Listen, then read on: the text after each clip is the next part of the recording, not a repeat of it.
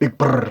Hey, we here to talk about Mr. Pooh Shiesty edition. Now, first of all, if you didn't know, he dropped a new deluxe with his previous Shiesty season. Remember, he had Shiesty season and Shiesty season Spring Deluxe, and he has Certified Deluxe or Conceded Deluxe, whatever the fuck it's called, right?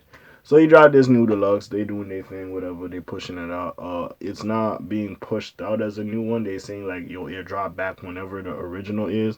But it has some new songs on. If you never heard it, go check it out. There's some new music for y'all to take in. You know, Shiesty trying to hold us down while he in jail. I don't know how many songs it was. It was like 8, 11. So I would have just made that a Shiesty season part 2 or something and made that a whole different tape.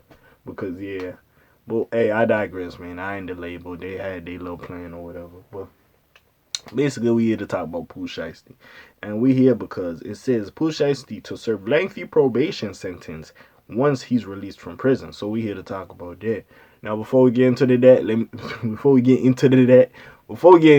me introduce myself. What's up? What's happening? It's K.A. We back in this thing. K-Show Gutty sleep with a cut up patron. You know the little nigga want a ton. So we here to talk about this thing real quick. You already know who it is. I'm that sick. I'm that rude. You know, I'm that little nigga with the attitude. You hear me? But anyways, let's talk about this shit real quick. Pooh Shiesty to serve lengthy probation sentence once he's released from prison. Pooh Shiesty caught a break in his Florida gun case earlier this month after initially facing life for his role in an October 2020 robbery in Florida. I think that was the one when it was the sneaker deal / drug deal gone wrong. He shot them niggas in the hip and the ass or whatever. It spit out from the McLaren. The money fell out of the car. The police tracked that shit with the nigga was spreading this shit on his hand on IG, and he got the cereals from one of them, and they matched it up with the money in it, which was fucking wild, bro. IG the devil. But anyways, he was unfortunately sentenced to 5 years behind bars. However, once the Back in Blood rapper is released from prison, he still will be under intense scrutiny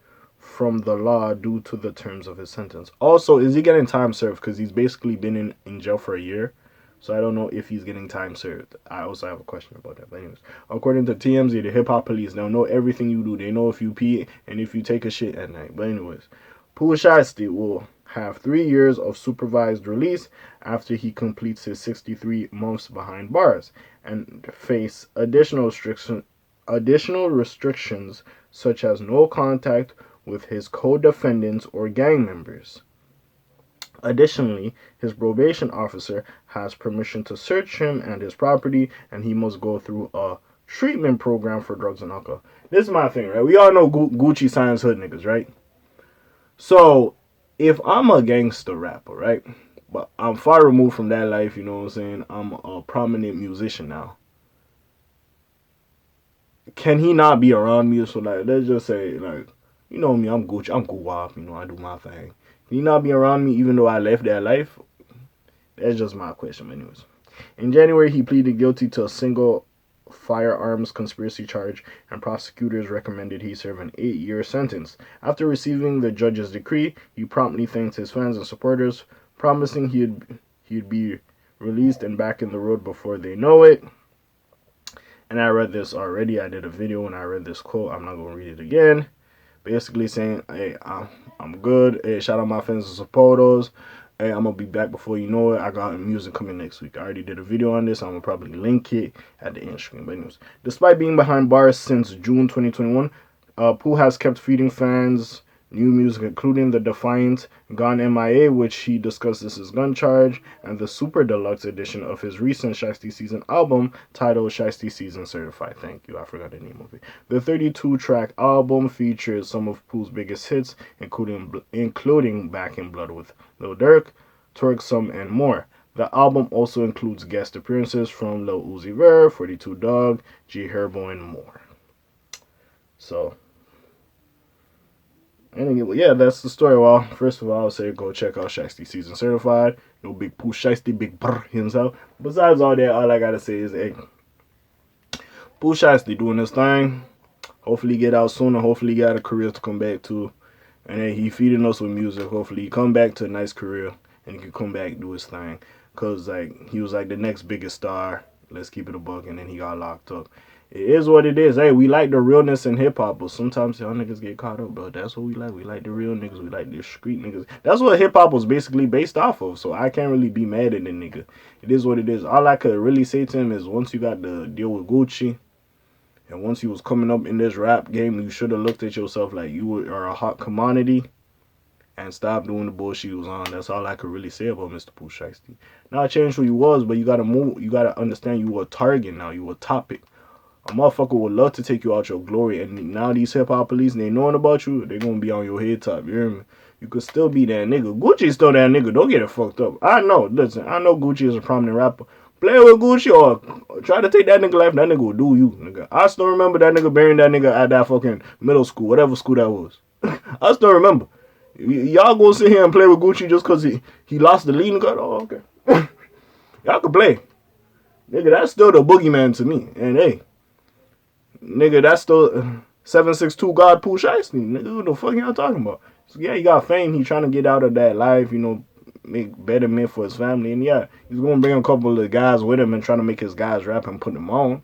And that's all fine and dandy. But y'all gotta understand as well, y'all can't be doing no drug deals and shit like that. Y'all gotta move out of that and be proper at this point. Y'all got the chance to better your life.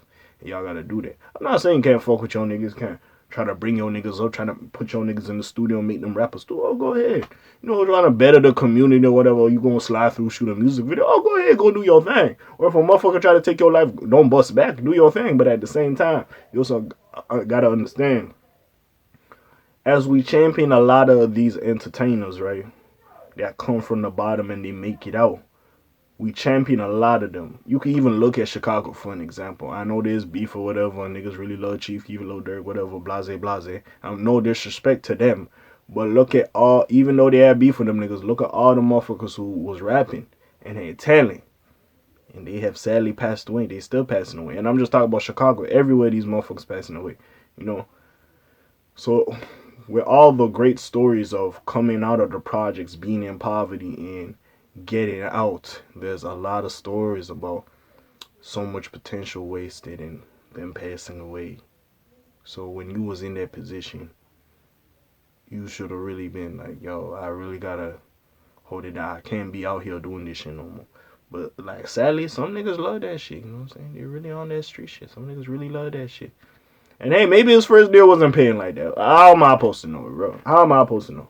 Because let's keep it a buck. Niggas don't tell you about taxes. So when you be here, oh my God, this nigga signed a $1 million deal. It's like, it is a lot of money. And $500,000 is a lot of money. Once you pay taxes, I pay your lawyers or whatever the fucking transportation, all that shit, you ain't really going to have that much left. So maybe he was just like, fuck, I'm going to come flip some shit. So, hey. I don't know.